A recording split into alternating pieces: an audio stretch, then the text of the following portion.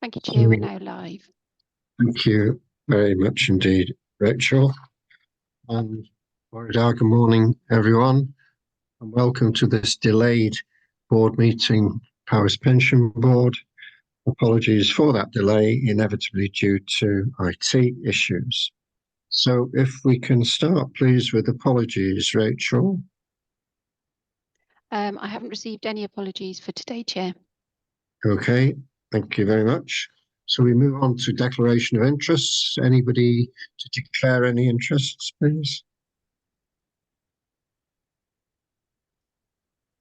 No? Okay, thank you.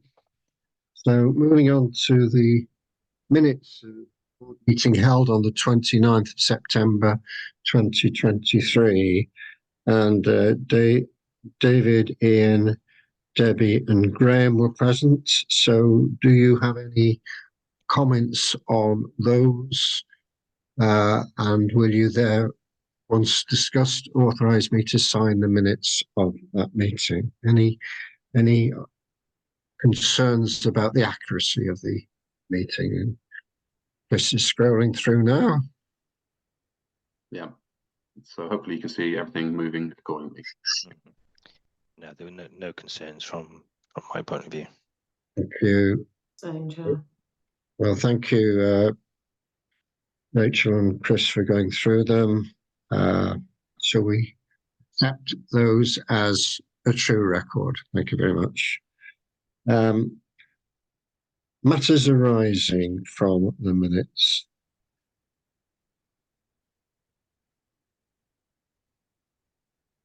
If we can look, Chris, at the minutes of Pension Investment Committee on the 6th of October, which is shown there. Yeah.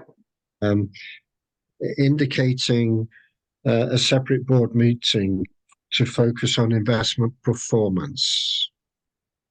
It's actually a committee meeting, which obviously board members are free to attend. Yeah. And that was my point. I thought it was a committee meeting. Yes, it is. It is definitely. Yes. It's not a public meeting. It's just an internal meeting that will be hosted by Teams, but it is a specific meeting focusing on investment performance. Yeah. Yeah. Okay. Thank you for clarifying that. When we move to the operational and admin report element of that, I know this is a question that could come later, but I'll ask it now. Is your team now back at full complement? Yes, we filled the final vacancy, I think it was about the 18th of December 2023. We had a few weeks in January where we had various members off for various reasons, a bit of compassionate leave and some ill health. But we now have everybody back in. So from the 1st of February, we are pretty much at full complement. But obviously there's the training issues that come along with that. But we have got all the seats filled in the section for the first time in a long time. Well, congratulations on that, and I'm sure you'll see the benefits of it in 2024. On the draft risk management policy, we spoke at the board about potentially defining the process to identify what pension fund risks could be significant for the council and for the other employers in the scheme. Yes. And it's a case of what progress is being made or will be made on that, and do we have a time scale for that? In terms of progress, very little. The policy is published now, but in terms of actually identifying risks which could overlap and require us as a fund to make the employers aware, I haven't progressed that as yet. It's on my list. Still on the list. Okay, thanks. And finally, we talked about artificial intelligence as part of the risk register discussion, and that went through to committee. Obviously, it's a difficult one to know whether to pigeonhole into any particular part of the risk register or have it more generic. I think that's one I suspect it still needs a bit more thought. It is on my, again, that's on my list, and I did see it earlier on this morning, actually. I think just running through it, the probably logical next steps are for me to understand what the council's view on AI is. Yeah. Once I've been able to have that conversation, I can then consider how it might impact on what we do as fund as well. So next steps are really speak to the council about it. Okay, thank you very much. I should have asked my colleagues whether there were any other matters arising. Okay, so we can move on to item 5, the minutes of Pension Investment Committee held on the just bear with me, I realise there are different statements of the agenda. Here we go. Minutes of Pension Investment Committee held on the 15th of December. Yeah, those are on screen now. Thank you. One thing I should have had time to clarify is when it comes to the cash flow report, it says minutes indicate recommendation B was agreed.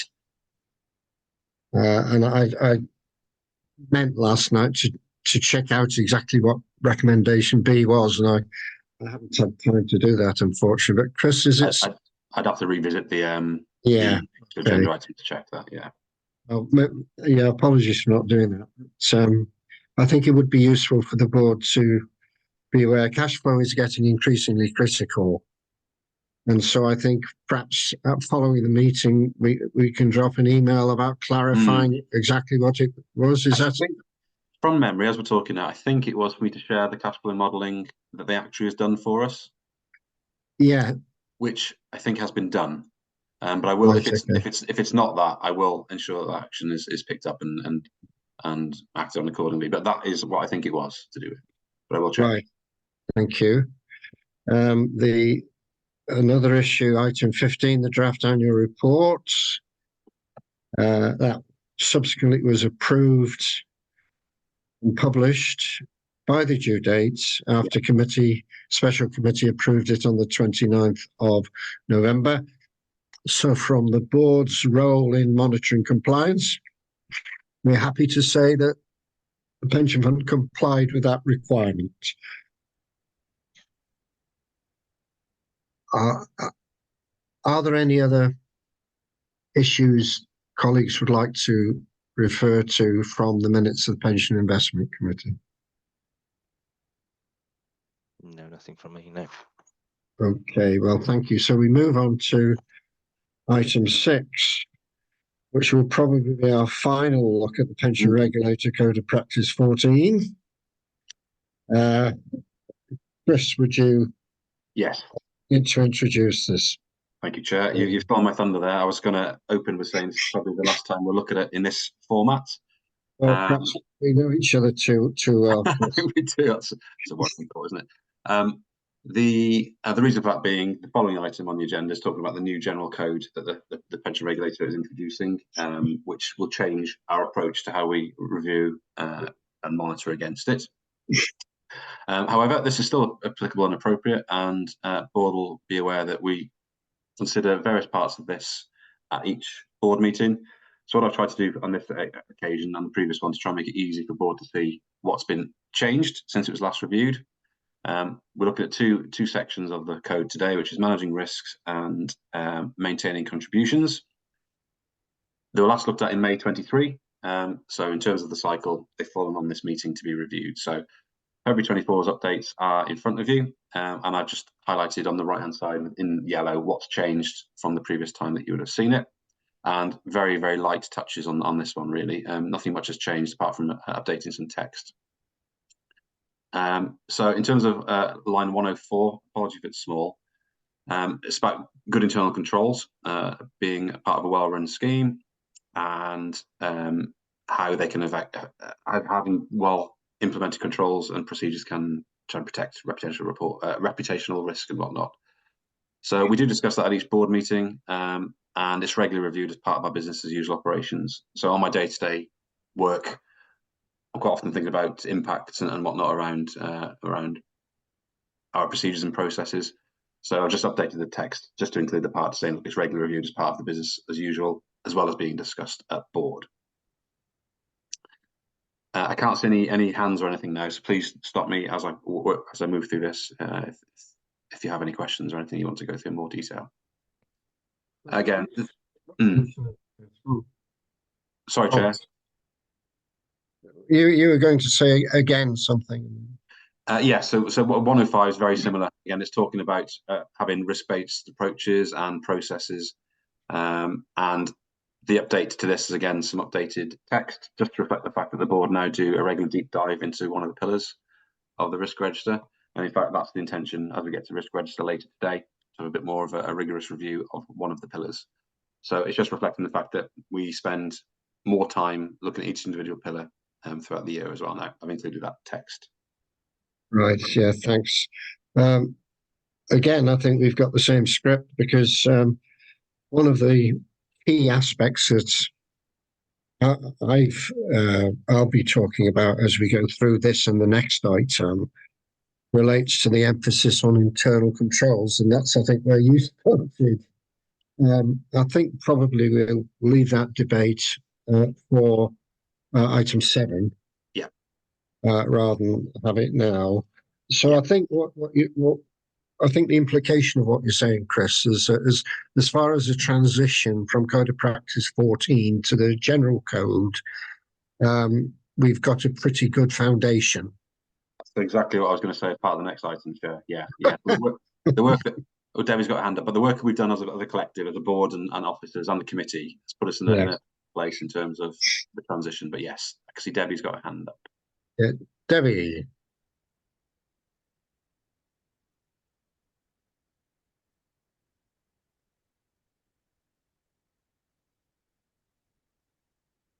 I can't hear anything. Is Debbie on mute? Oh, sorry. Yeah. Sorry, I'll just repeat what I said. In terms of 114 and 115, they're obviously categorised by a different colour. So given that all the ones in green are reviewed by the board regularly anyway, what's the distinction between why those two are orange? Because they're reviewed regularly too. Is because there's something outstanding for those, which is why they're coloured separately, or have I just missed something? No, it's exactly that, Debbie. It's to draw the eye to it, to say these are probably slightly more risk attached to these ones, and they might require a bit more focus when it comes to the review. Okay. So in particular, these ones are actually involving work with the actuary. So another part of 114 in particular involves us working with the actuary to do some work behind the scenes. And implications of not doing it could have more of an impact than maybe some of the ones above. Okay. It's a little bit like a risk register, I guess. The darker the colour, the more we need to focus on it. Yeah, I think there are a lot of comparisons between this piece of work and the risk register. It's interesting, Debbie, the one that you picked on, I think 114, just at the bottom of the screen there, is and 115. They are talking about internal controls. Now, again, if there's a message from me, it's just stressing the importance of internal controls, and we'll come back to that when we talk about the move to item 13, standing items with no update. May just be worth taking that one now, Chris, because it's very much relevant to 6 and 7. Anything new, or are we waiting? Sorry, Joe, you broke up a little bit then. I caught the end of it. Say anything new, or are we waiting? What did you say before that? The internal audit report that's done. Yes. So yes, we had a report, and the findings were provided at the end of March 23. I believe I have asked when the next audit is due, but I'm not sure I've had a response to that. So I need to just double check on that. Yeah. But in fact, the latest audit is pretty up to date.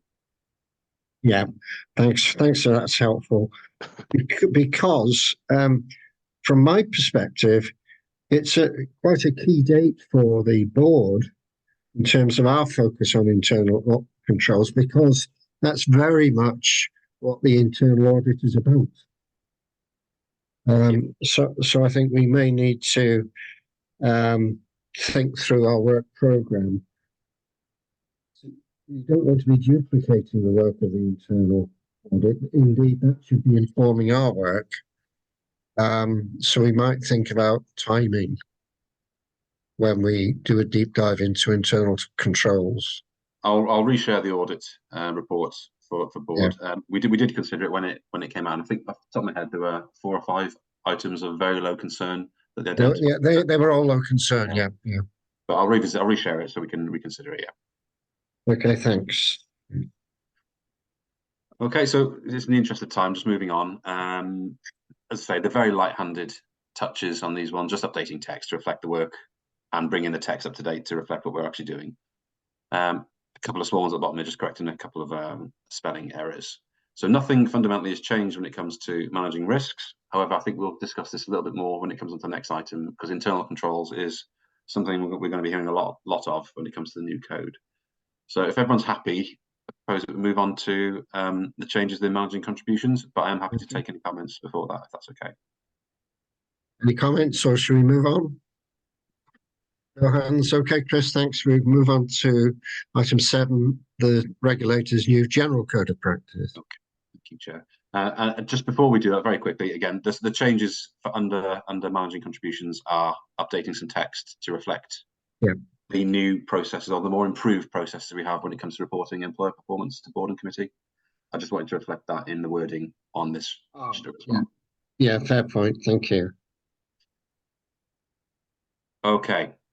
So item 7, I think we'll probably have a lot of input from the chair on this one, because he and I have been at the same presentations and webinars over the past couple of weeks. But I've prepared this report to make board aware that the pension regulators laid a new general code of practice for Parliament, and it's due to take effect from the 27th of March 2024. And considering the work that we've just done a couple of minutes ago, looking at the existing code of practice 14, that's now been amalgamated into this general code of practice, which is applicable to pension schemes in the UK. Not all of it is the new code is applicable to the LGPS, but a significant part of it is.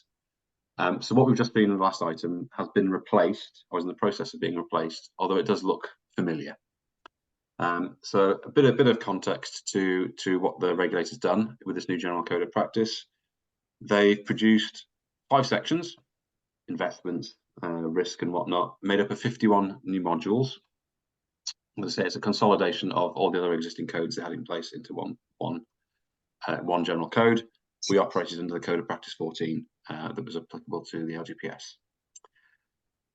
What it's doing is it's strengthening the position, I guess, and it's putting more expectation on us as a scheme in what we do when it comes to our internal controls, managing risks, particularly strong focus on cybersecurity, rightly so, but making sure that we are comfortable and that we have processes in place to manage the governance of the pension fund, which we're already doing.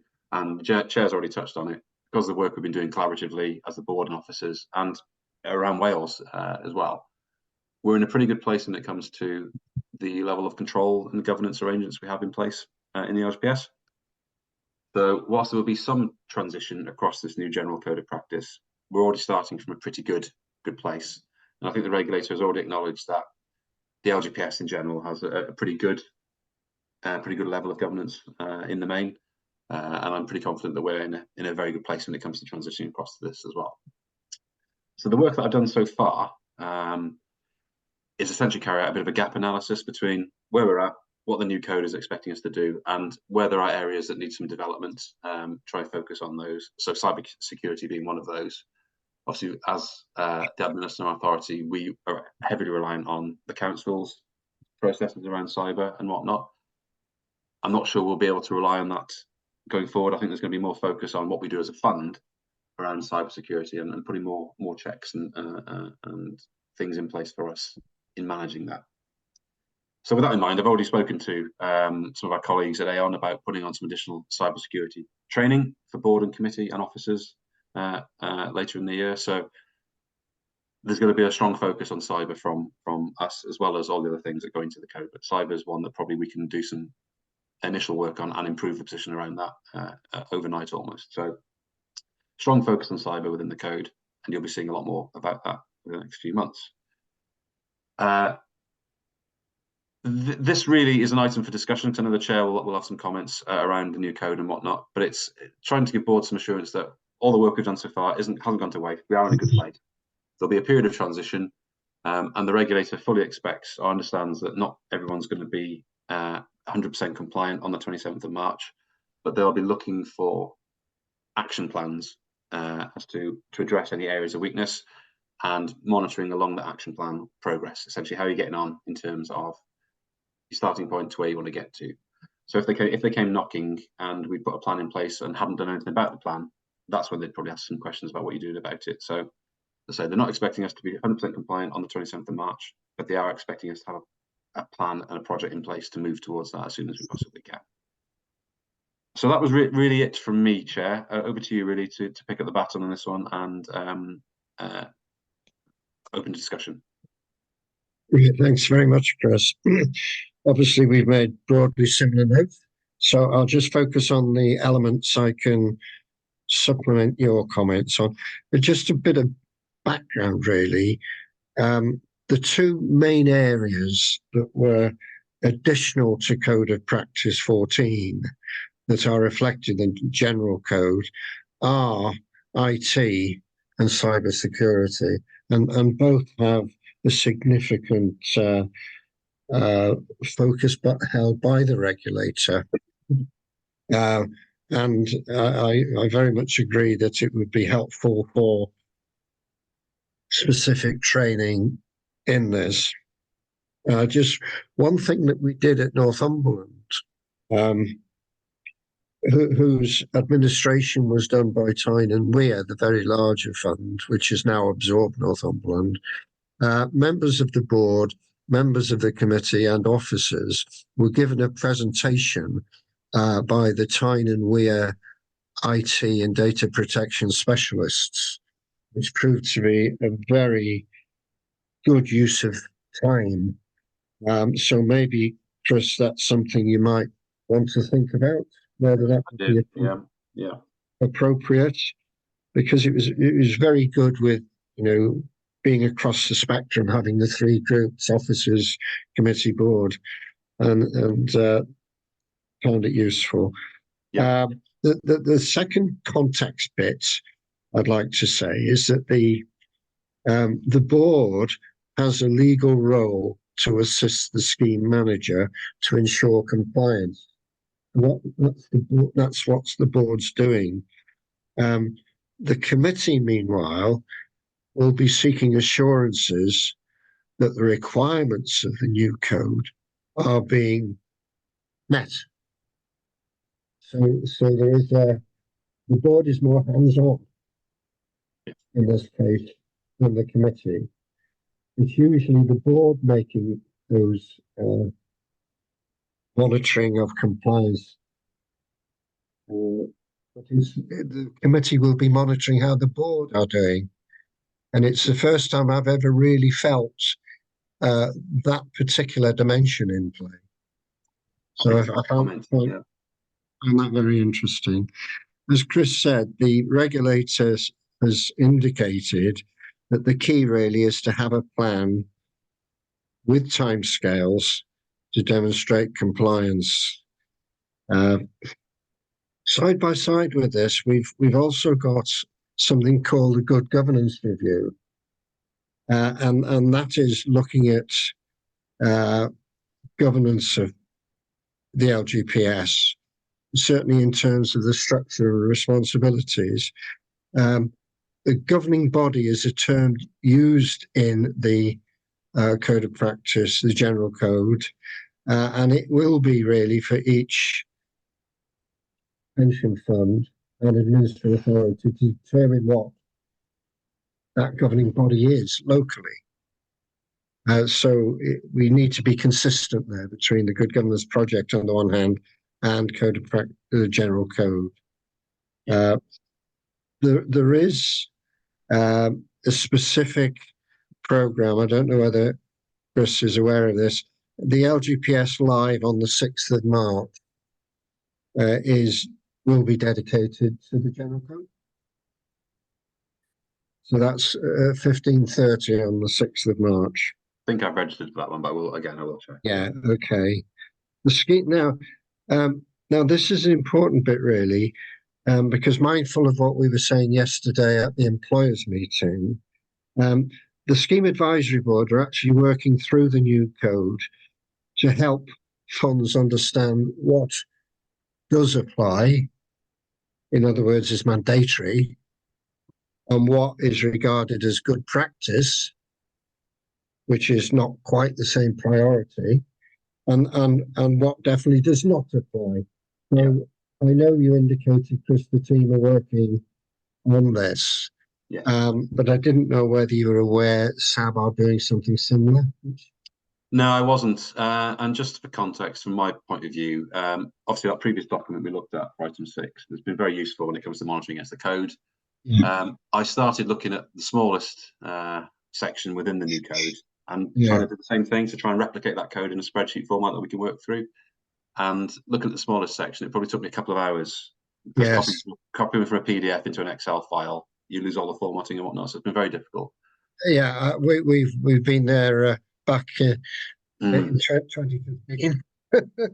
So I held fire a little bit on that because I'm hoping that somebody might produce something similar. And in fact, at one of the presentations we saw, in fact, both of them, I know we were both there are tools being made available to funds to help them assess and record, monitor progress against the code. So we're looking into the options available outside of being produced internally as well. So yeah, watch the space on that one. I'll keep you posted.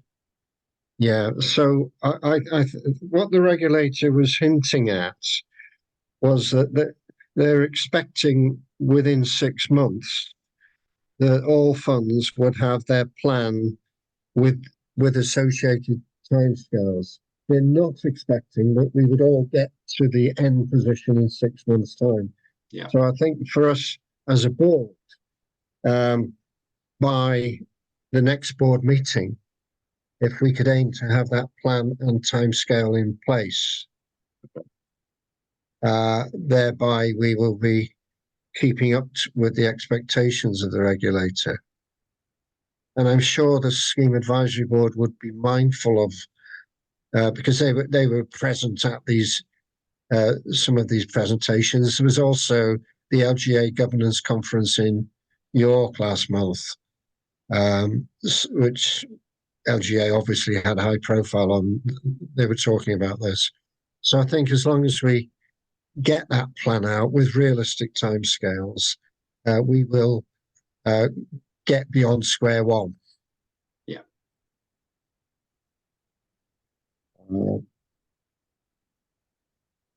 Some colleagues may have been aware of the Pension Regulators Toolkit, which had a high profile back in 2015-16. I found it quite helpful. There's a public sector module, which didn't have elements related to what are corporate pension fund issues that don't apply to the LGPS.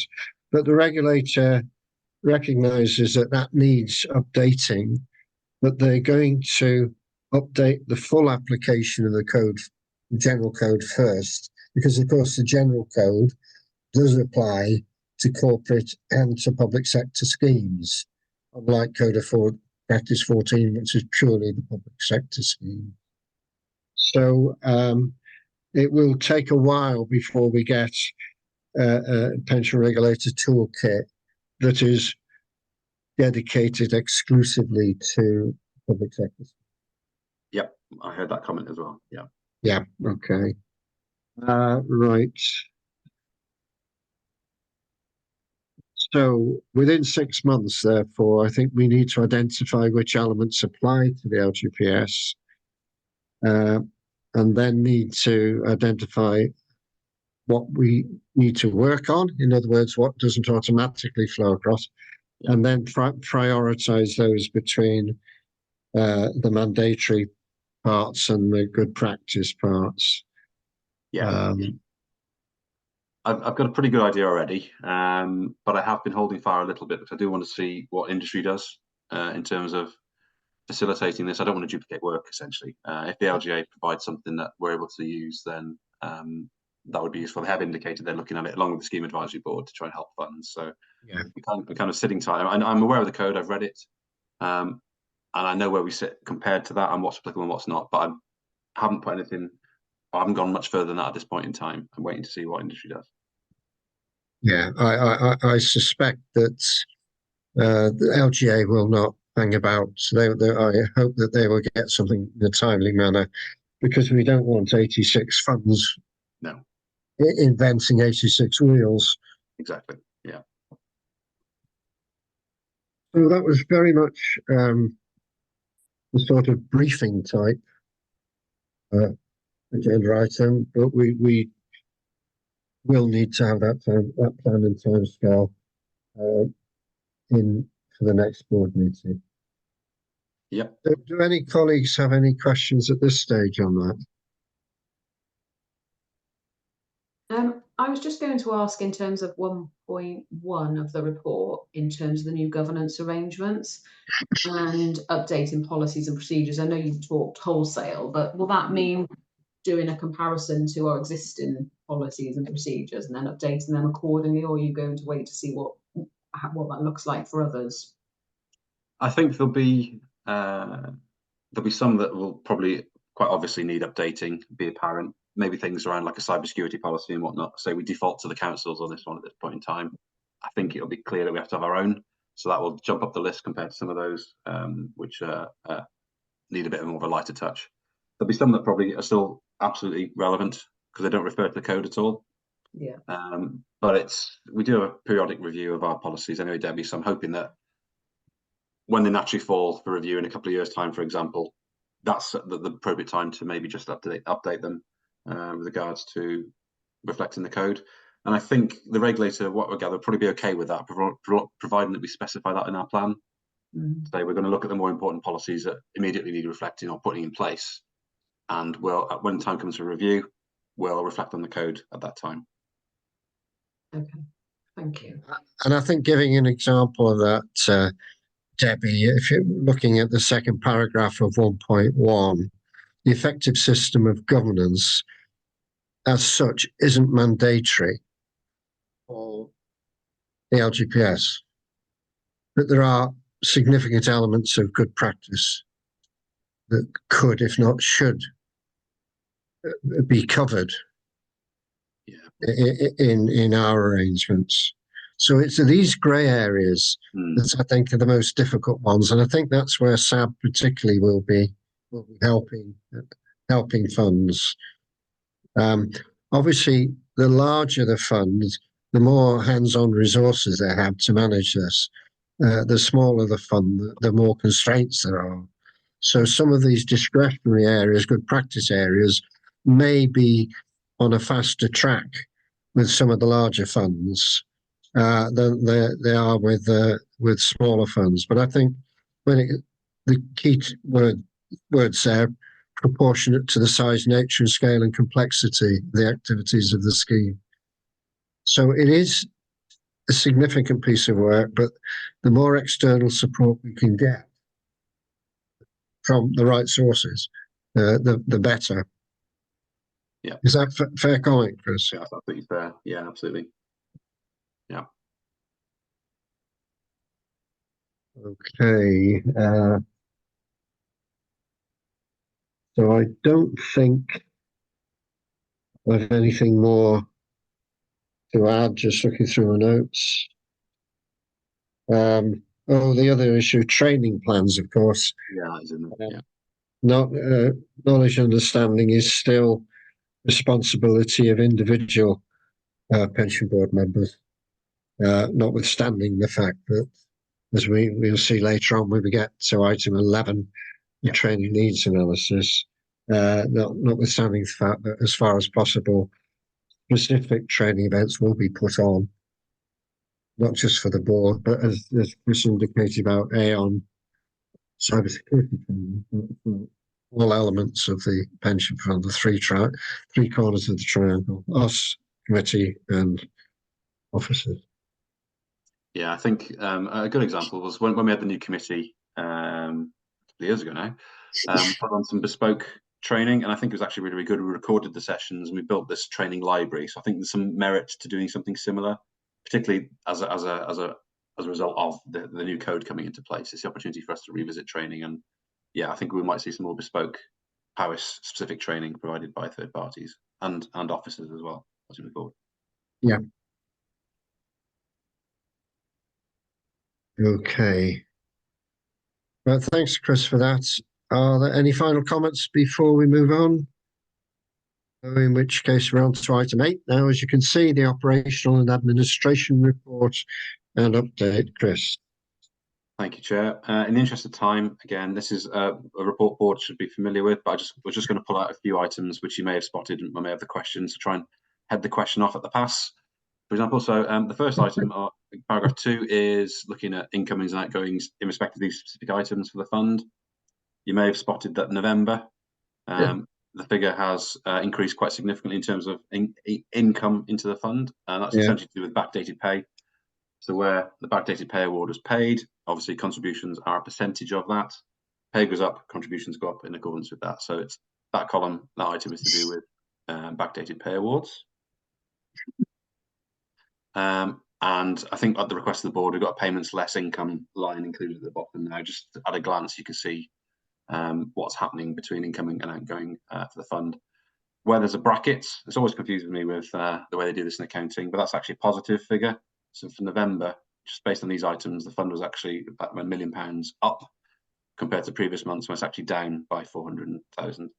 So the outgoings in respect to these items are more than the incomings, which is not something we're surprised at, which is why we do this regular cash flow modelling, as we discussed at the previous meeting as well. So that was the point I was going to raise on that particular paragraph. Obviously, happy to take any questions or I'll move on. Well, you again read my script. December, one big transfer out by the look of it. Yes, which obviously we have no control over. No, yeah. But then conversely as well, you could say November, we had a big one or some big transfers in as well. So yeah, indeed. Yeah. Indeed. And also adding to that, Chair, it was the employer contributions in November would be significantly higher due to the backdated pay award. Yeah, thank you. So yeah, so they both that all adds up. But November is obviously a good incoming month in respect of contributions and payments into the fund. Yeah. Yes. When we go down to item 3, Chris,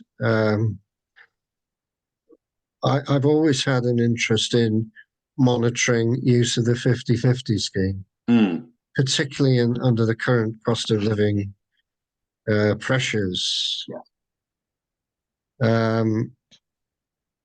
I was expecting there might be more engagement with that, but it's not been very popular in terms of the numbers, as you can see on screen there, to be honest, Chair.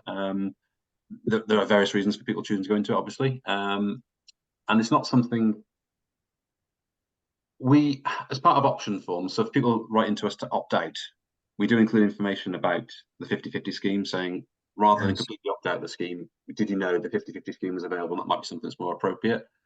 But yeah, in terms of actual take up, the numbers are pretty small, as you can see. Yeah. I don't know how that compares to opt outs. I think it would have fed up to me saying from the team to say, Chris, look, we're having a lot of opt outs because of cost of living. I don't think we've actually seen it. I don't think it's filtered through.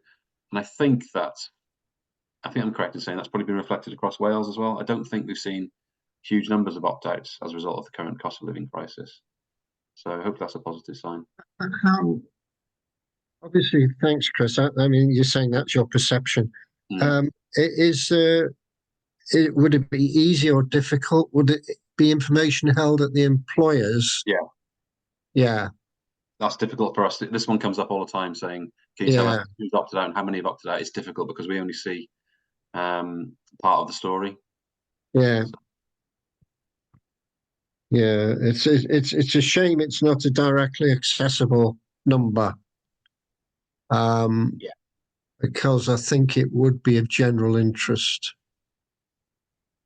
But I mean, I don't know whether it could be done for the county council, Graham, or is it just too complex?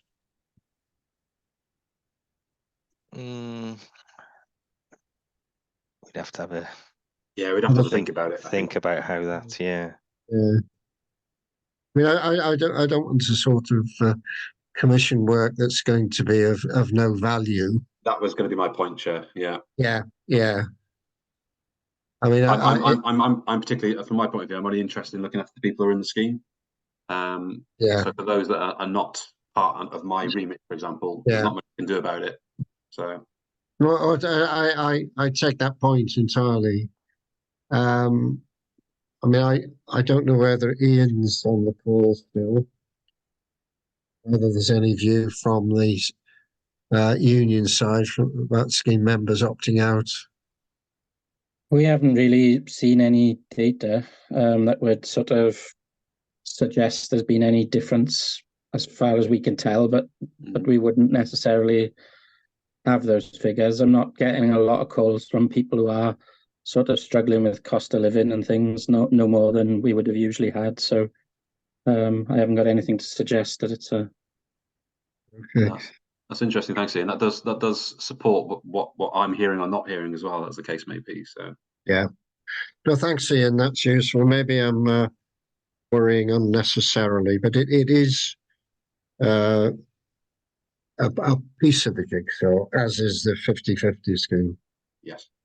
Because as we said before, there are two ways to get on the 50-50 scheme. One is to move up from not being involved, and the other is to move down from full members. Yes. Okay. So that was really the only issue I was going to raise on that. Okay. And that was all I was intending to pull out, Chair. So if we're happy to move on. Okay, thank you. So it's item 9, legislation and governance updates. Chris. Thank you very much. Again, I don't intend to go through this paragraph by paragraph. It's pretty hefty. But what I thought I would do is I'd pull out the parts that board should be aware of and any potential impacts on the fund as a result of those. So the first one is 2.2. This is with respect to some the consultation that went out last year about pooling, essentially pooling investments within the LGPS. The department have now published a response to the consultation, and essentially they're primarily pretty much adopting what was in the consultation. So there is some impact locally with regards to this, and those are bullet pointed there. Interestingly, the ones that not raised some concern, but we did feedback on what was the timescales. They're looking to try and get everything pulled by the 31st of March 2025. We're already in February 2024, and we've got about 25% of our assets still unpooled. And to do that within 12 months or so is not possible, not without a huge financial detriment and impact on those investments. So it's not something that we'll be able to do. We're not alone in this. This is LGPS wide, and that's the general feedback that went across as part of this consultation. However, excuse me, it does say later on that it's essentially a comply or explain process. So if you can't do it, providing you tell them why you've held it outside of the pool, that'll satisfy the expectations. So that'll be what the approach we'll have to take with these assets. Property is a good example. It's not easy to sell a property cheaply and in quick timescales. So providing we can explain why we have some assets still outside of the pool, we should be compliant with that expectation. So that was one that will have an impact on us. And there's various other impacts around your investment strategy and the expectation to pool a certain percentage of your assets into private equity, for example. Now, this raised some concerns in the LGPS because, as you'd be aware, the local funds retain local ownership of investment strategies. So this felt a little bit like the government saying, "Oh, we know you look after your own strategies, but by the way, we want you to do this." So it's almost like it feels a little bit like a mandated saying you must do this, which has not been done particularly well, but it has been fed back to the government. So we'll wait and see where that one goes. But there is an expectation that we'll have to make some allocations across to a couple of asset classes that we already do. It's just a case of making sure that's in our strategy accordingly. So that was it, just making board aware of the consultation and the outcome of that consultation. We watched this space. There is expected to be some guidance that will follow this. We have heard that talked about for some time now, and the latest expectation in terms of timescales is that we'll see it in the summer. So once it's available, I'll share it with board, and I'll bring it to the board meeting when it's available for discussion. 2.3, this is an important one. This is essentially around surpluses at employer level within the fund. So a bit of background, at the last valuation, funding levels for the LGPS funds in general improved, and a layer underneath that, individual employers also saw their funding levels within the pension funds improving as well. Some have gone into surplus, so they're over 100% funding. What that means is their assets are more than their liabilities, so they're in a over 100% funding position. What I understand is that some colleagues around the country have seen some of these employers who have a significant surplus have approached the funds saying, well, what can we do about this? We're 130% funded now. How should we tackle it? And this is unique. This is new to the LGPS. The LGPS in general hasn't been in this position where it's seen such good funding levels previously. In fact, the majority of funds have been in deficit up until the fairly recent past. So the SAB have acknowledged this and have issued a statement on what funds should be thinking about when it comes to employers in the surplus. I should say we're not really in this position. We're around about 100% funded at the last valuation, but our employers in the main are not in a situation where they're 120, 130, 140 in some cases % funded. They're around about the 100% funding level themselves. So it doesn't, whilst it doesn't directly affect us at this point in time, it might in the future. So it's important that we're aware of the Scheme Advisory Board's approach and publication of this statement. Yeah. We do have an employer policy which makes reference to surpluses and deficits. So that's hyperlinked in the paragraph at the bottom. You can see there.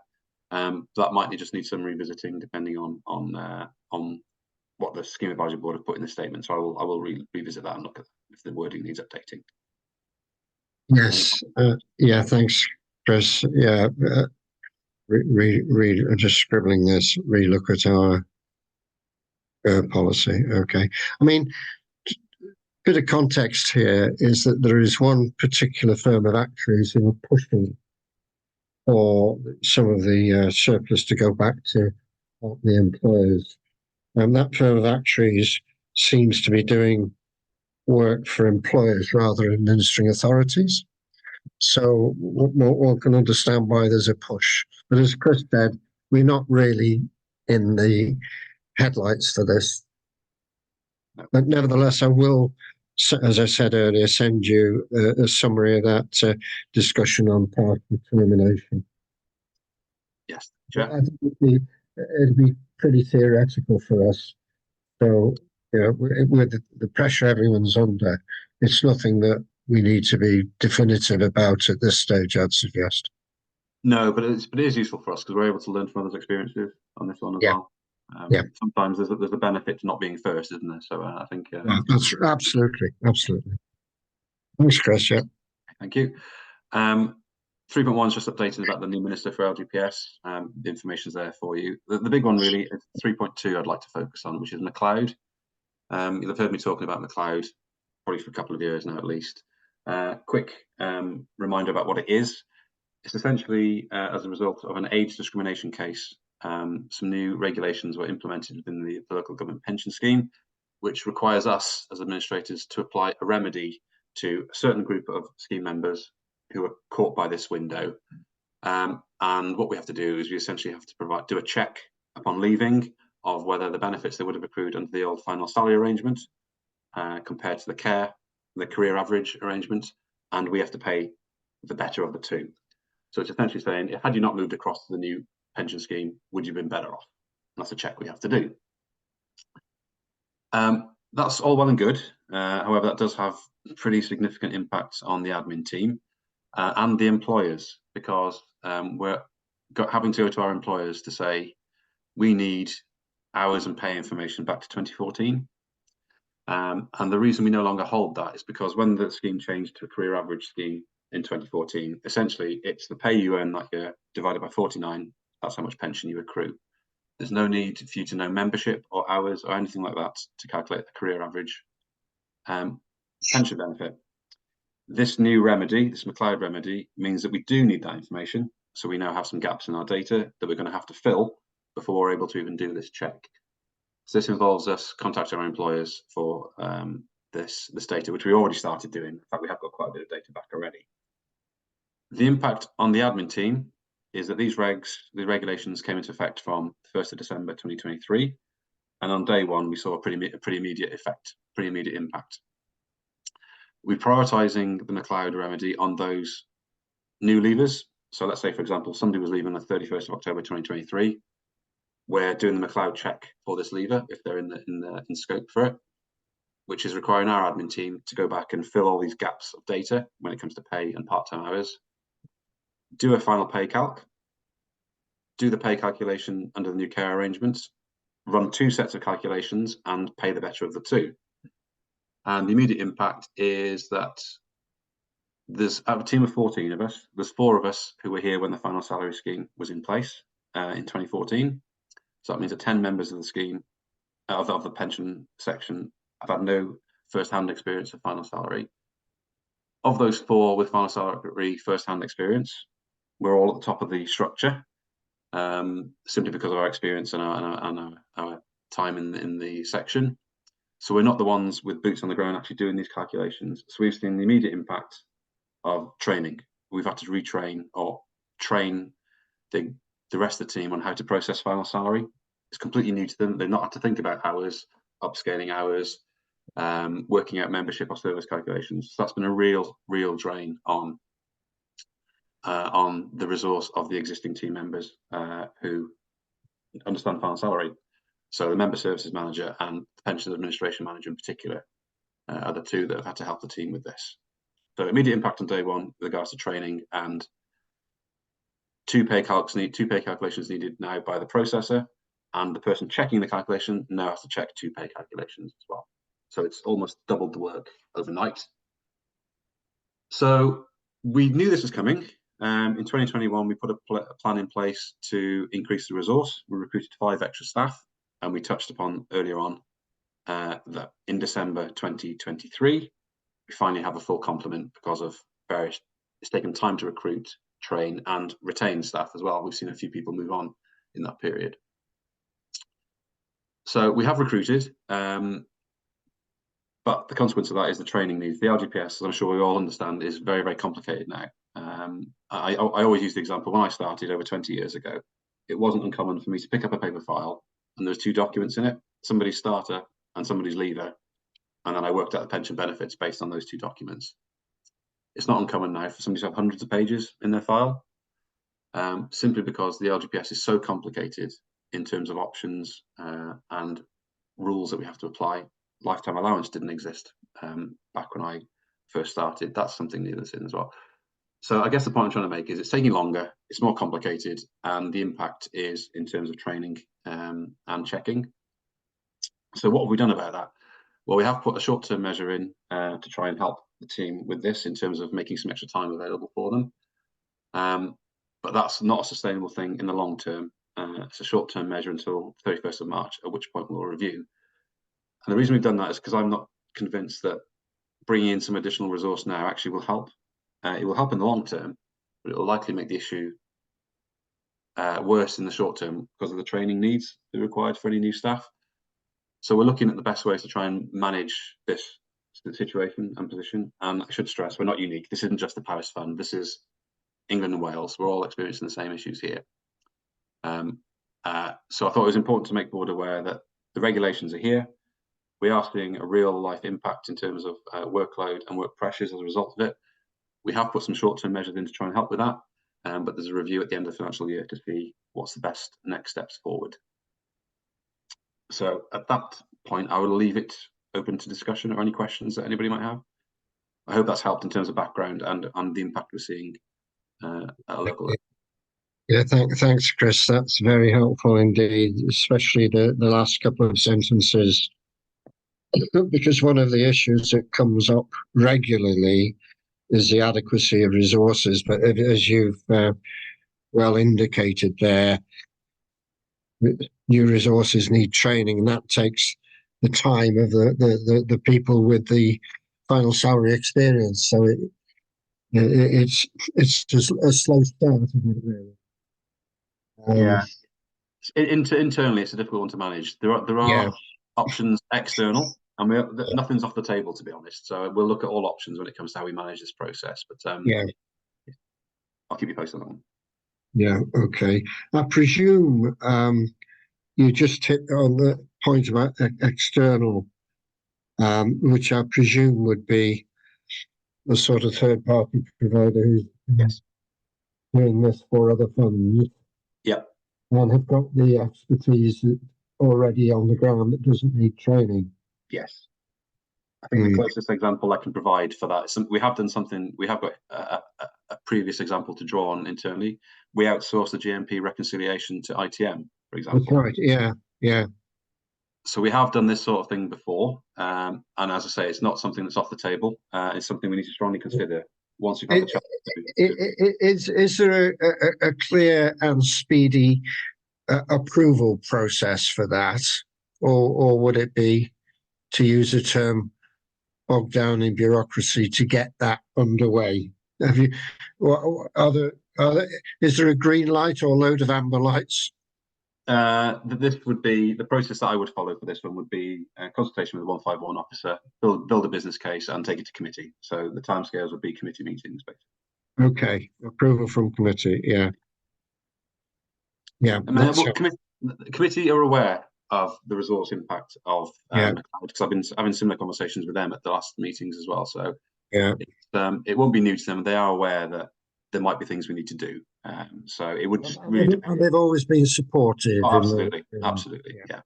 Okay, that's very helpful, Chris. Any questions for Chris on that? It's a minefield, and it really is, because one minister way back decided not to accept the recommendations from the civil servants. So I've been told. Right, thanks, Chris. Okay, thank you. I'll quickly move on, just to cover the next few items then, if that's okay. 3.3 is there for information. This is the new contribution bandings for members from the 1st of April 2024. So probably of particular interest to Graham in terms of setting up payroll thresholds and whatnot, and also for Ian in terms of scheme member representation as well. So it's there for information for you to draw upon at your leisure. TPR, I think we've spent quite a lot of time talking about the pension regulator so far in this meeting. So this is just to say there's a couple of hyperlinks to a survey that they ran for you to have a look at your leisure as well. One of the things they have done, which has been really helpful, is towards the end of the year, they updated their cybersecurity guidance. Again, there's a recurring theme throughout this discussion this morning. Cybersecurity is really high on their agenda, and we need to make sure we're on top of it, which we are. I'm confident in the council's process and procedures, but we need to make sure that from a governance perspective for the fund, that we're also comfortable with that as well. So expect a lot more work on cybersecurity in the. Just one quick comment on the cybersecurity, Chris.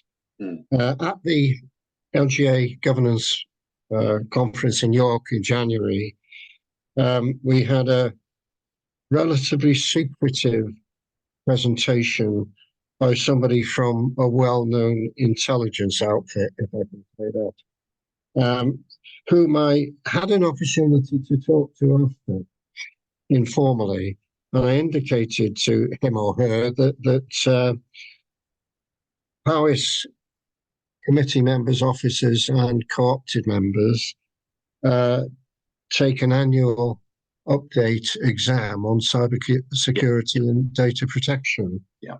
And his reaction was, wow. Well, that's good.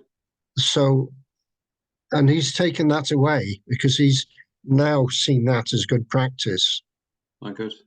Yeah, so pleased to hear that. Yeah. So I think you can feed that back within the council as appropriate. I will. My question is, obviously that's something I've sat. I'm not certain. I don't know basically where the other board members are asked to sit that. Some may have to do in their officer capacity anyway. Yeah. But the one thing I would say, it's very useful for one's personal viewpoint about how to. We had our next door neighbour clicked on a link and computer was affected. Mm. There was a scammer at the end, a hacker who'd got in. So it's a wider benefit, not just one's professional role, but one's personal situation. So I suspect there's a cost to the council for putting people through this, but this is, for me, it really does offer value for money. Yeah, definitely. Yeah, I'd just like to reinforce that. Yeah, as officers, we have to take this cyber training routinely. So yeah, we do have this first-hand experience of that same training. I will just check that it's available for all members of the board as well, for those who aren't officers, and make sure that it is if that's not the case. I think one benefit, as I say, one benefits personally as well as professionally. Yeah, definitely. Yeah. Okay.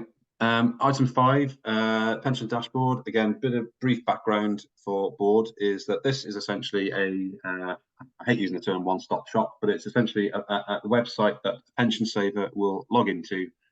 That website will then interrogate all the pensions systems that have a connection to this ecosystem that recognise that member. So let's say, for example, the member puts in their national insurance number once they've logged in. The system will interrogate all the pensions providers who are connected to this ecosystem for information about that person with that national insurance number, pull back their pension information so that the saver sees all their pension information from however many providers in one place, to save them having to log into however many different websites, note it all separately. So great from a pension saver's perspective, they get all their pension information on one screen.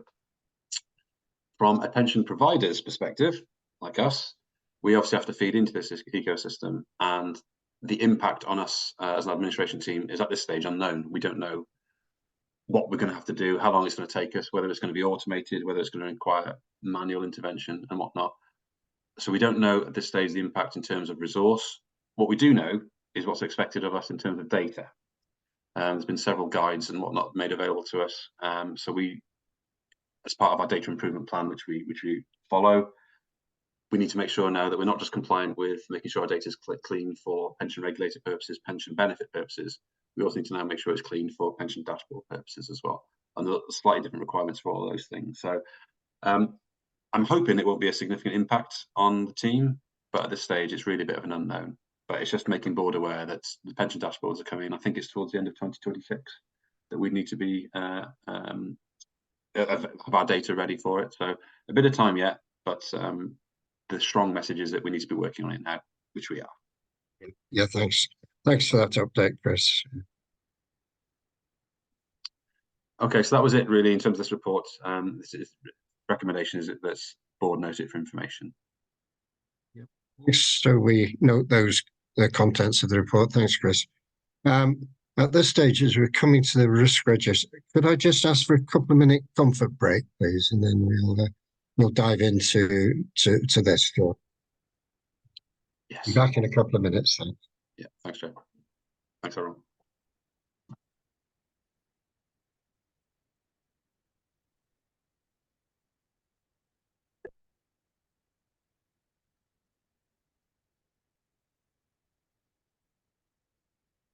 Okay. So, right. Thank you. Thank you, Rachel.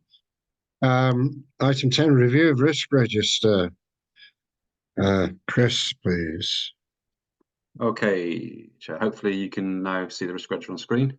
Yeah. Before we started on this one, very quickly, I just wanted to float an idea or suggestion, perhaps.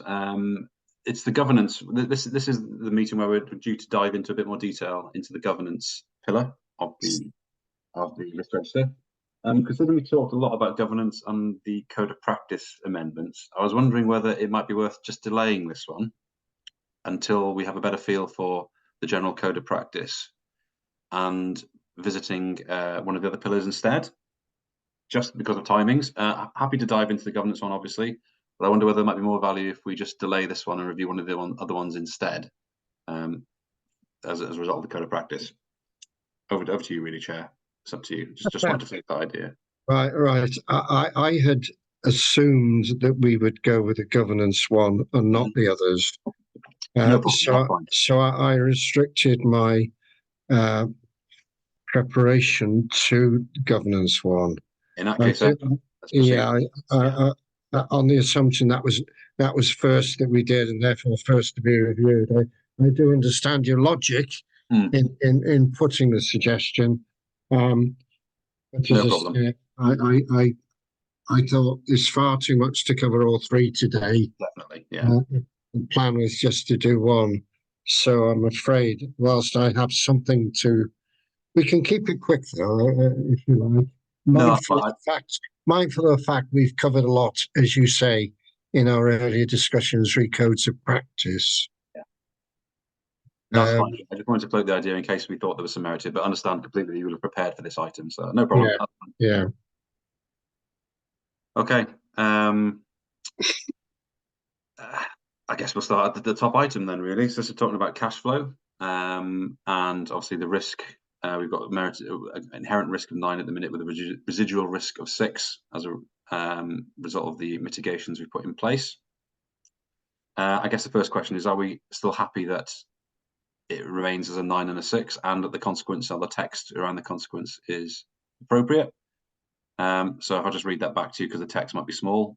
The risk is insufficient fund cash flow to meet liabilities as they fall due, potential reputational risk. I think reading that back, we could probably add to that as well. The risk is that we don't pay members' benefits in a timely manner as well. I mean, and that is a fundamental issue, isn't it? Yeah, really.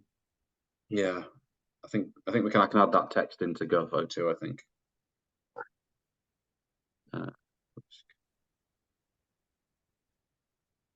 Yeah, I think the wording can be more in your face and explicit than it is now, as you suggest. I will. To meet liabilities as they fall due basically translates as pensioners don't get paid. Yes, it does. Yeah. And I think the in your face explanation or consequence is more easily understood. Yes, which means we can probably reflect that in the consequence wording as well. So the consequence wording is immediate injection of cash from fund employers will be required where funds assets cannot be liquidated quickly. Yeah. The fund is cash flow positive, but will not remain so for much longer, therefore requiring use of investment income to subsidize. Well, that's all factual and correct. Yeah. But it doesn't mention the fact that the members might not get the benefits. Yeah. Which would be absolutely devastating, not only for those members, but for the reputation of the fund. Yeah. Yeah, I think we need to reflect that. So in terms of the mitigation, I am actually pretty comfortable with those. We have investment strategy in place, which means we have access to liquid assets. So should we need to disinvest, we can do so quickly. And we do regular cash flow updates. In fact, you'll have seen that the most recent one fairly recently with the actuary as well. So we have an investment strategy in place. We have a funding strategy in place. We have access to liquid assets should we need them. So from my point of view, I'm pretty happy with those mitigations, and I think the scores are probably fair. But yeah, I think the other thing as well, we can update the latest review in the second column. We can, yes. The only reason that hasn't been updated is because these are on an automated basis. So it could be that this one comes out for review by me in the next few months, at which point I would update the text. But I can certainly go in and do that ahead of that. That's no problem. Oh, sorry, I was making the assumption, Chris, and I may be wrong, that the cash flow item that went to committee last time would have been sufficient to be classed as a review. Oh, yes, it would be. I guess my point is that I haven't updated the wording to reflect that. Right, okay. Because it hasn't come out of the system to me yet, basically. But there's nothing to stop me going into the system to manually do it, which I will do. Yeah. Yeah. Okay. Because I think the key with this is for any external auditor, in inverted commas, to see that everything's being looked at. It's not just, oh, we've ticked the box and they're all right forever. Yeah. Yeah. I think that's a fair point. It is ongoing. That's the nature of it. It is. And I think anybody looking at this would think, oh, well, they only did that. They've said they're going to do it in the spring and summer, but here we are now, nearly in spring 24. It's out of date. Yeah, and that's fair. Yeah. Okay. So this risk register has sorted the items in risk order, essentially, rather than number order. So the next ones with the highest risks is to do with epidemics, things like we saw with the COVID pandemic and whatnot. This one is a bit more up to date because this has obviously come out of the system. I reviewed this one in the 10th of January 2024, just to reflect the fact that I've actually updated the pension funds business continuity plan in December 2023. So that text is appropriate. The consequence is inability to deliver the admin services or investment of the fund, impacting the welfare of pension section staff, obviously if they fall ill because of it. Inherent score of 9, residual score of 6 because of the mitigations, and the mitigation is essentially the business continuity plan.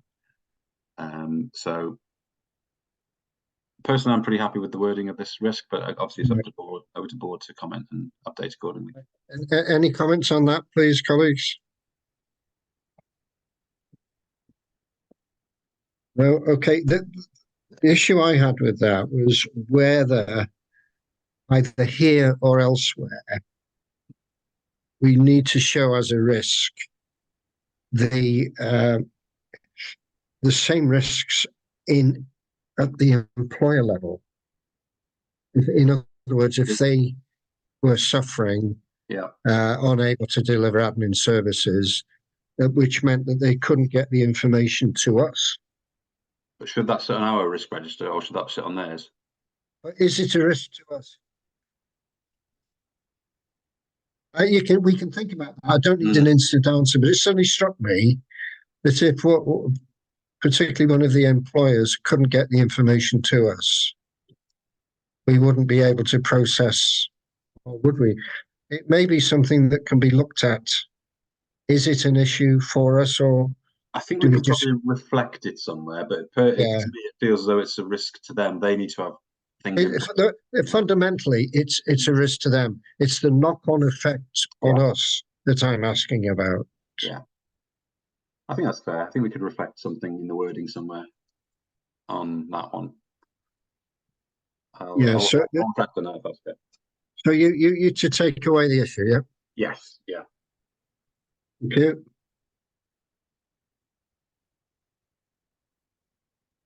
So I'm writing that's why I've gone quiet. Okay, should we move on to the next one then? I'll reflect on that and build in some wording. So the next one is 08, which is the risk that we don't comply with statutory regulations and a potential reputational risk. It talks about payments of incorrect benefits, provision of incorrect estimates, failure to comply with governance standards, meet HMRC tax requirements, resulting in loss of member satisfaction and ombudsman and IDRP cases and potential fines. So it's a pretty significant consequence, to be honest, both financially and reputationally. And the mitigations we have in place, the controls are vigorous, there's a typo there, should be vigorous checking and authorization procedures for pension benefit calculations, regular review of governance compliance policy, staff training development, closer partnership working with employer payroll to facilitate accurate data receipts, and closer partnership working with employer increased compliance and oversight provided by the well-established pensions board. I remember a conversation about this last time, I think. I think we did push the score up to an 8. So yes. I guess the feeling is whether we feel that is still appropriate. The other dimension here relates to the possibility, control and action of referring to the internal audit report.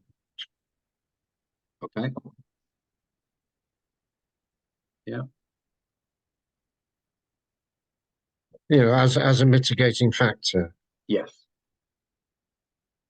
Yeah, I'm making that. I agree with that. I guess it's not just internal audit. We could have the Wales audit report as well. Well, I don't know, to be honest, how deeply they dive into procedures. Internal auditors very much focus on the internal controls. They do, yeah. whereas external auditors, in my experience, tend to focus more on what they have to report on number-wise. Yeah. I may rely traditionally on internal audit reports to gain satisfaction over the internal controls. I think that's a fair point. Yeah, that's fine. We can particularly when we're talking about process, I think internal audit is more appropriate. Yeah. So my question to you is: you as a board, are you happy with those scores? Are there any further comments, colleagues, on that?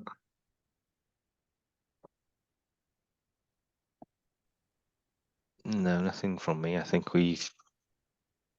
nothing that jumps out there in terms of being wrong in or feeling wrong anyway.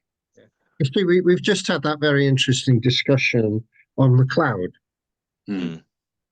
and I'm trying to bring that discussion into analysing how we score this, and the complexities of McLeod mean there is an inherent risk of a miscalculation because of the tests that have to be done.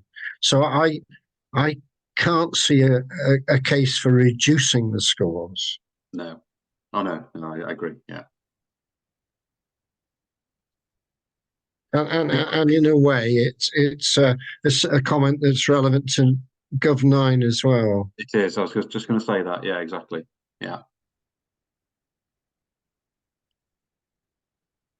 Yeah, I think yes.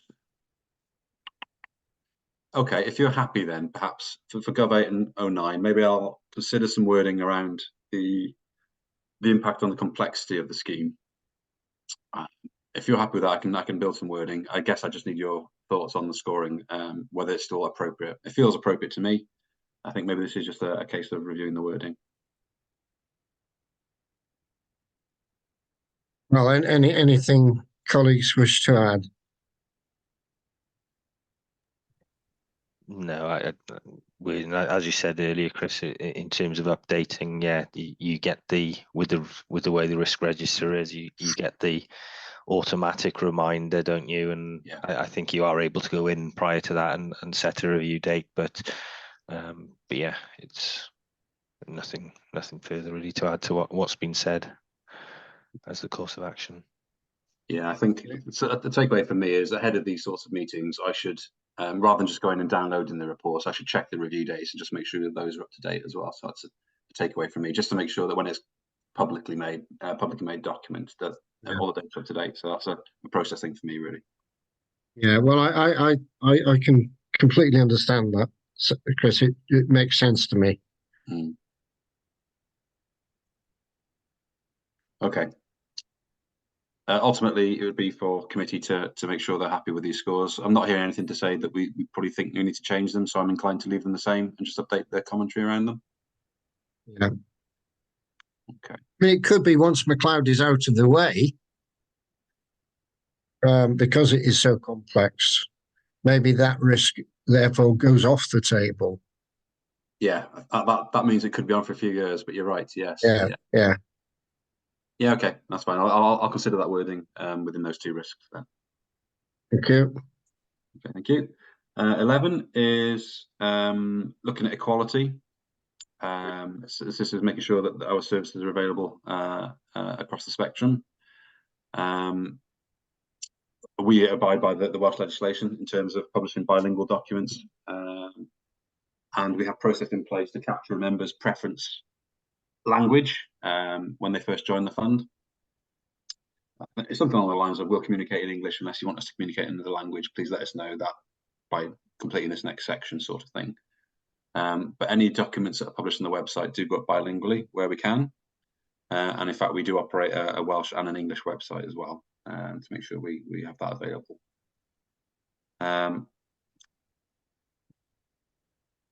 So risk 9, I guess, is reflecting the potential challenges we might get under equality and reputation risk. So that's why it's probably at a 9. But the fact we have this Welsh standards that we operate by, I think, is the mitigation that brings it down to a 4, really. So again, I guess pretty happy with what's in there. I know that we do operate this Welsh register and this bilingual approach. So it's over to the board really for any comment. Any comments on that, colleagues? I think to me the 9, it basically reflects respect. Yes. Yeah. And I think the 4 to me sounds right. I mean, Yes. yeah, mindful of that risk applies to the whole of the pension fund. It's not just talking about the board. No, correct. Yeah. Yeah. Yeah. Okay. Right, yep. Great. Okay. 15 is looking at, I guess, recruitment to the board. So it's specifically looking at appointment of a new board chair. Yeah. And membership of the local pension board. Yes. So this is actually very relevant at this point in time, isn't it? So it is, and obviously the latest review will need to be changed. yes.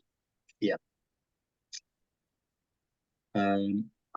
This will be my penultimate board meeting, all being well. Yes. Or not well, dependent on one's viewpoint. Well, yeah, that's true. Depending which chair you're sat in, I guess. So in terms of a quick update, then obviously there's an exercise we'll have to go through to look at a replacement board chair for when our current board chair retires this year. And I'm working on that with the procurement team now to make sure that an advert goes out that's appropriate and follows all the appropriate rules and whatnot. So that's one piece of work that's ongoing. And obviously, did you get my email the other day, Chris? I did, yes. So I'll respond to that when I can. Yeah. Well, you don't need to respond to it. It's just some thoughts for you to consider. Yeah, no, that's fine. Thank you. I will do that. So obviously the risk of not having a board in place and a board chair in place to drive these meetings is non-compliance with the Pension Services Act, Pensions Act, regulator and reputational risk and whatnot, all sorts of risks, which is why it's got an inherent risk of 12. It's pretty important. We do follow all the appropriate rules and have a recruitment process and the various documents that support being a member of the board, which I hopefully I've shared with everybody as well. So obviously we've got some new members of the board with us. I think, and I guess the score of 4 is reflecting the fact that we do have these processes and policies in place. So again, we're keeping in mind that the latest review date needs updating. I'm pretty happy with what's in there, but it's up to board now for consideration, really. Any thoughts, colleagues?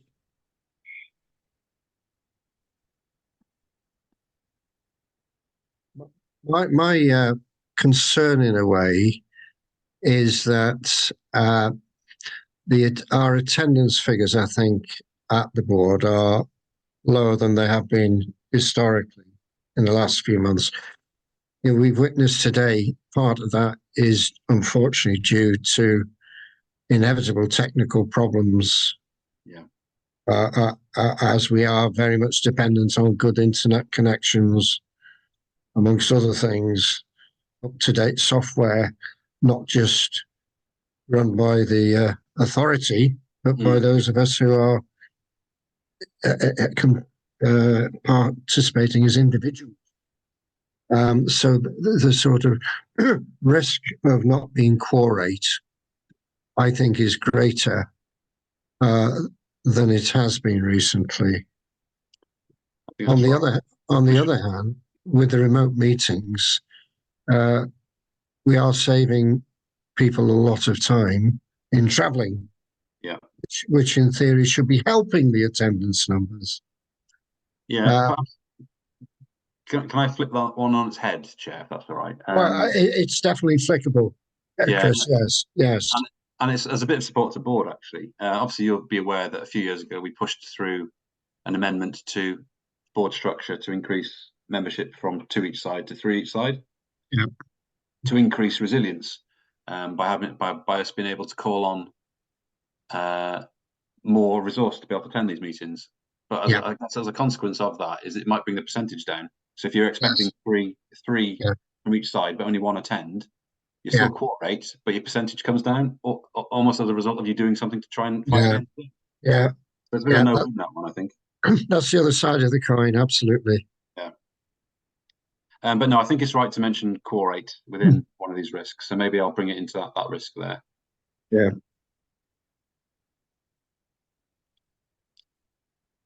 Okay. Should we move on to the next one? I mean, we've got a few to get through still. And so, again, if you can update the data, that review, I think that'll be important. Definitely, yeah. That was the first note against that one, so I will do. Yeah. Just conscious of time a little bit, and the fact we've still got quite a few to get through. Next one's looking at contributions being paid over to the fund. The board will be aware that obviously we now report performance to board. In fact, we've got an item later on. And we've really stepped up monitoring and collation of data when it comes to this one. So mitigations are in place. I guess it's over the board. What do you think that's still appropriate in terms of scoring? Inherent risk is 6. It's important to remember as well that the county council are 95% of the fund, and we do get that data monthly electronically. So in terms of numbers of people affected into the scheme members, we're talking low here. But nevertheless, there are still regulatory requirements on employers to do what they need to do. Yes. And I think we are going to review the admin strategy statement in the light of the general code. Yeah. So that could make, if it needed to be made clearer, which one could question, the review of the admin strategy would make it clearer. Yes, it would. Yeah. It's pretty clear in there now, and we do provide all sorts of guidance and whatnot to our employers, but it does need revisiting because of the general code. Yeah. I'm comfortable with that. Are we okay on that? Yep. Okay, Chris, thanks. Thanks, Chair. Mhm. Chair, I have a little bit of concerns around time. Right. I have to be honest. There are Have you got another meeting? No, but we're at nearly 10 to 12 now, and I know that some of the items later on, I've got some substance to them as well. Obviously, acknowledging this one is very, very important. If I can just revisit the agenda, just to remind myself of what I might need to present later on, if that's okay. 1 sec. Yeah. Okay. That's what page are you on? Page 40. It's really a case of how complex 17 and 18 will be. Yeah, 11 and 12 are literally for information. 13, I know it's something you wanted to raise on 13. Okay, no, I think we can probably be okay as long as we try and progress through the risk register as quickly as we can, I guess. Yeah, I've only got 3 more points actually. Okay. Would it make sense if we focus on those then, really? Okay then. Is the board happy with that? Sorry to be a pain, but yeah, if any board members have got any other points, please do raise them. I hasten to add. But I've got Gov3. Gov3, there it is. Yep, I'll zoom in on that one. Yes, okay. So this is to do with loss of service due to over-reliance on key personnel. So there's a bit of a risk. Yeah, and again, it's a similar point to I made before. It's the same issue as applying to the other scheme employers, and it's the knock-on effect of that. If they lose a key person, yeah, what is the effect on the fund of not being able to get correct information on time? Yeah, and it's just exactly the same issue. So I think if you log it and consider it with the other one where I made the same point. I will. Yeah. I think the inherent risk isn't high enough here for this one. And I don't mean to blow my own trumpet. I'm not very good at that. But I think there's a significant risk placed on this role. And should anything happen to me, and I'm not available for whatever reason, I think it does put a fairly significant risk on the fund. I'm not sure 6 reflects that, if I'm completely honest. Colleagues, do we support Chris on that? Yeah, I'd agree with that. Yeah, I again, yeah, totally. Yeah, And I don't think that's just limited to my post. I think Megan's post as well, the pension administration manager post. yeah, yeah, When in a similar position, and that would place us in a yeah. place. So yeah. I think that could even jump 2 steps, not 1. Up to a 9 or a 12 potentially.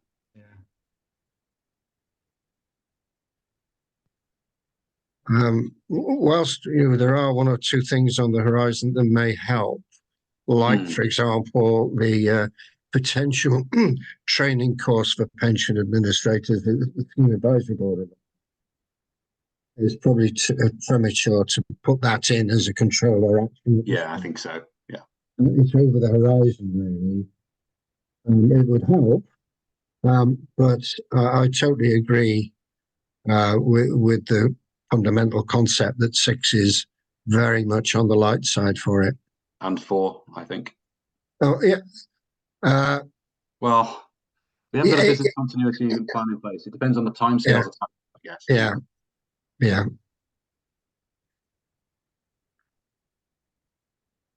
So are we looking at something like a 9 and a 6? I think so. I think it's a risk, and I think it's a risk we're carrying at the minute. I have got plans in place. Well, actually, I'm carrying out a review, as you well know, Chair, for something to be presented in the summer in terms of identifying areas of risk, and I think this is one of them that will come out of that report. So for me, a 9 and a 6 does feel appropriate. Yeah. Are you happy with that, colleagues? Yeah, sorry, I was going off mute. Yeah. I mean, I suppose the same could well apply in other parts of the council, of course, but that's not within our realm. I don't think it's within our realm. Okay, so that's 3. Now go 4. Yep. Go 4. Obviously, they're a different sequence now. They are, yes. Yeah, go 4. I think we should be adding reputational damage. Okay. To the issue of financial loss to the fund. Yes, I think that's fair. That's easily doable. Absolutely, that could definitely be in those consequences. Yeah, happy with that, colleagues? Yeah, thanks. A few nods. And go 5. Yep. I'm struggling a bit with the in the column employer contribution rates rise to unacceptable levels. I'm struggling with the wording of unacceptable. Okay. I mean, once the actuary has signed them off, they've got to be accepted. So I think it's just getting a better word in for that. Yeah. Challenging or whatever. But I think they've got to be. I think unacceptable is the wrong word. I think it is. I think you're right.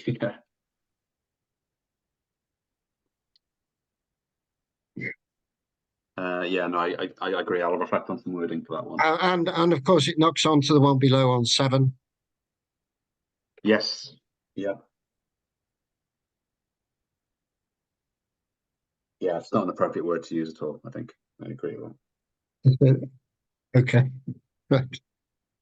So those were my observations, Chris. That's really helpful. That's really helpful.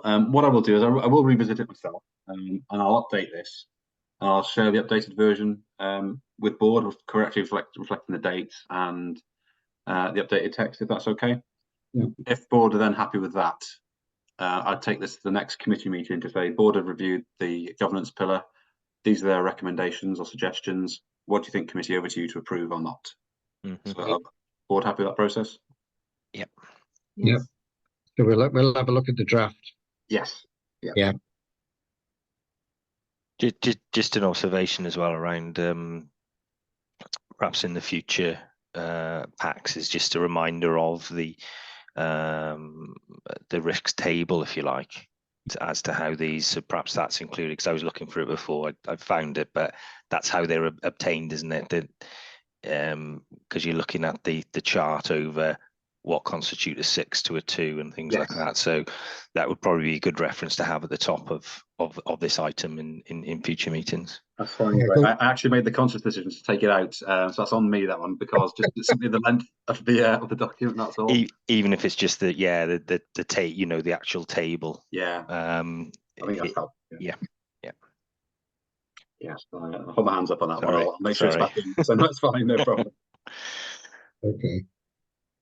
Okay, so thanks very much, Chris. I mean, I think we've given it good thrashing through, really. Oh, thanks, sir. Anything else to be raised? From me, no. It's just that the others are there for information and completeness, really. The admin and the investment pillars are there. I, to be honest, recognizing, as you said, the time pressures, I thought there will be future meetings to look at the admin and the investment side. Agreed. Yeah, it's only there for information at this meeting, not for us to consider. No. Yeah. Okay, thank you. So we quickly move on to, as we can see, the training needs analysis. Chris? Yep. Again, this is just the regular annual report, just to say that we operate the training needs analysis in line with the SIPFA knowledge and skills framework. That was agreed some time ago by committee. So I'll shortly be sending around the training needs analysis. It's pretty lengthy to board members, asking them to complete it. Please put in reflecting your levels of knowledge around these things accurately. So if you don't know something, please tell me so I can then build a bespoke training plan for you if needed. And it covers the whole gamut, everything from administration, governance, and investment. So there'll be areas of there which you will know more about and some which you won't. So please tell me so I can look to how I can best help you get up to speed in those areas which you might be struggling with. So keep an eye out for that one. It'll be coming out not next week because I'm on leave, but probably the week after that. So I can try and get things in place then from the 1st of April for you.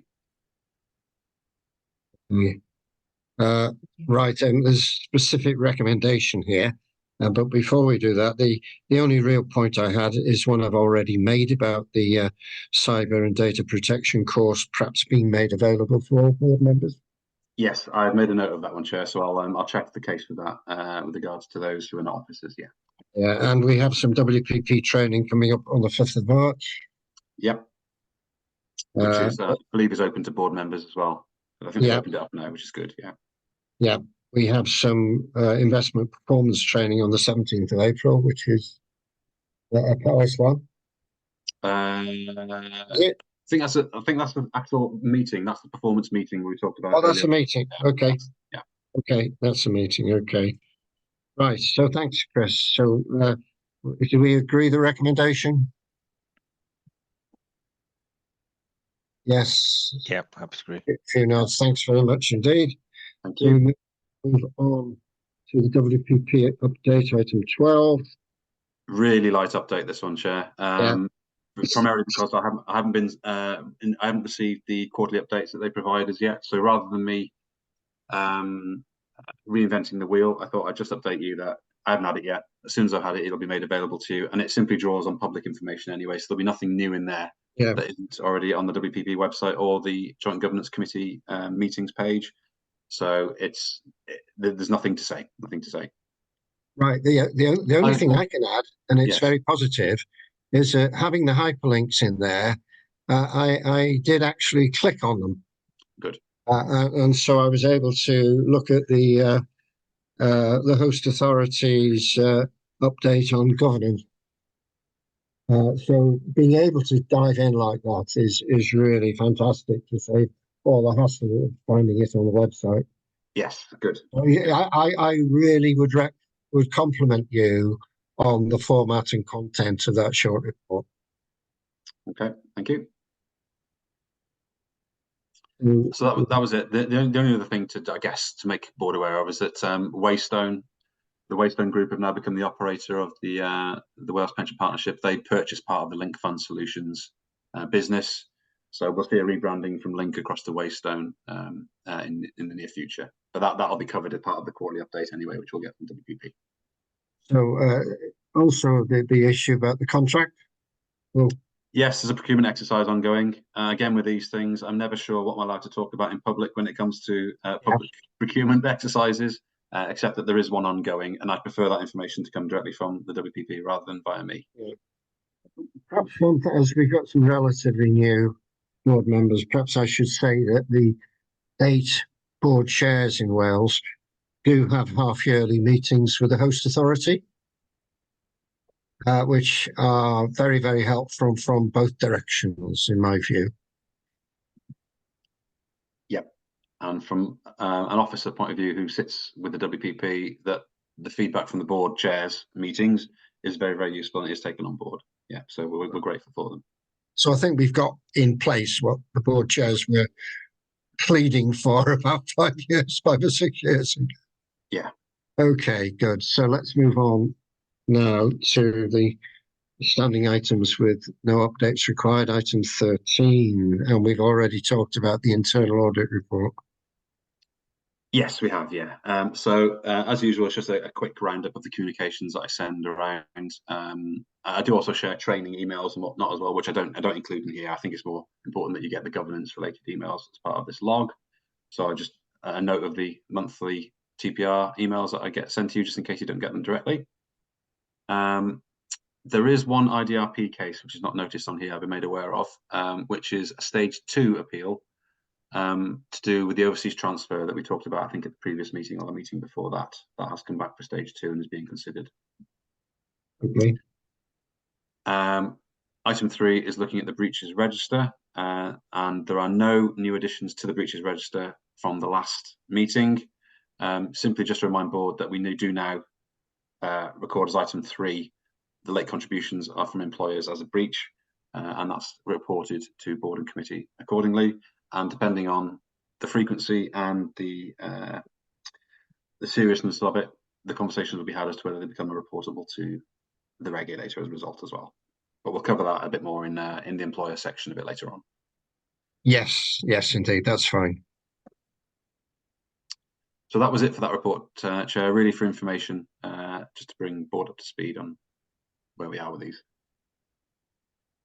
Very much so, Chris. So we move on to the item 14, the dates of future board meetings, which is there. Coming up. Maybe that's actually. Was it just on the agenda then? Might be on the agenda. I'll scroll back up to that now. Yeah. There we are. Yes. So there we are. So we will meet again on the 22nd of May. I indicated to Chris that if need be, I could be available on the 4th of September, dependent on the how far the process has been completed and whether or not there is any joint handing over of the baton, as it were, from me to my successor. Yeah. That's if required. Yes. In terms of timescales, obviously I'm working on the procurement document now. I'm intending for it to go live ASAP. We're in the public part of the meeting. I don't want to commit to anything that might have my hands tied, but as soon as possible, really. And it may be possible that things are in place ahead of a 22nd of May meeting for a handover or somebody to attend as an observer potentially. So I guess it's just giving the message that I'm on it and I'm trying to push things along as quickly as I can. Okay, thanks for that, Chris.